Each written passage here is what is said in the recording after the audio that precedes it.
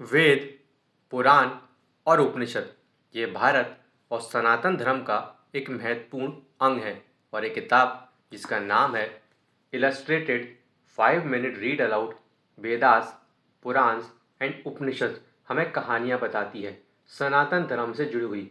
इस किताब में 108 कहानियाँ हैं। हर कहानी हमें सनातन धर्म के बारे में कुछ नई सीख देकर जाती है। चलिए हम इस किताब और इन कहानियों के बारे में बात करते हैं।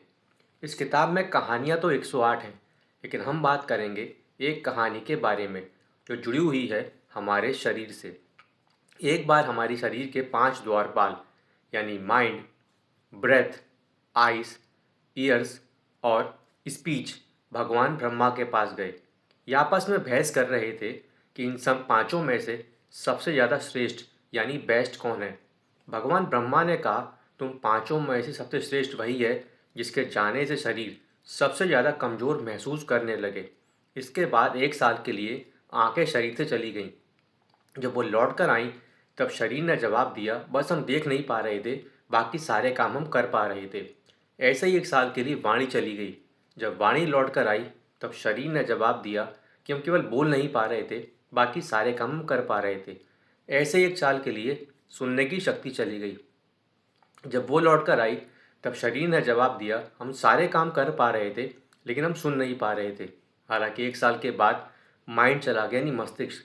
जब वो लौट कर आया तब शरीर ने जवाब दिया कि हम बस सोच नहीं पा रहे थे, बाकी सारे काम हम कर पा रहे थे।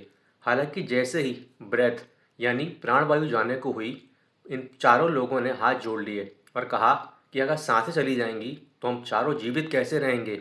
आप ही हम सब में सबसे ज़्यादा श्रेष्ठ हो। इस कहानी का सार ये है कि हमारे शरीर में सारे अंग जरूरी हैं यानी इम्पॉर्टेंट हैं, लेकिन जो सबसे ज़्यादा इम्पॉर्टेंट है वो है हमारी सांसें। जब तक हमारी सांसें चलती रहेंगी तब तक हम जीवित रहेंगे। यही इस कहानी से हमें सीख मिलती है। इस किताब को जब आप पढ़ेंगे तब इसमें आपको रामायण, महाभारत, हमारे ऋषि मुनियों से जुड़ी हुई कहानियाँ मिलेंगी। हर कहानी हमें कुछ ना कुछ सनातन धर्म के बारे में सीख देकर जाती है। इस किताब की सबसे अच्छी बात यह है कि छोटे बच्चे और बड़े भी इसको पढ़ सकते हैं। आप चाहें तो इसको ज़रूर पढ़ सकते हैं। मैं आशा करता हूँ वीडियो आपको अच्छा लगा होगा। इस वीडियो को देखने के लिए आप सभी लोगों का धन्यवाद।